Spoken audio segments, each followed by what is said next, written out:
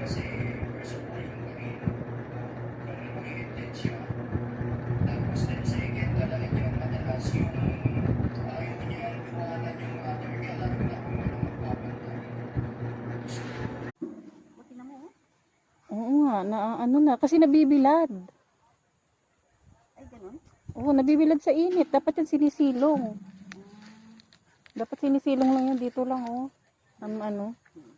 Mamaya sasabit ko ito dyan. Ay, ganun. Oo, nainitan kasi lubid yan eh. Ikaw kaya ang ibilad. Hindi ka kaya lulutong.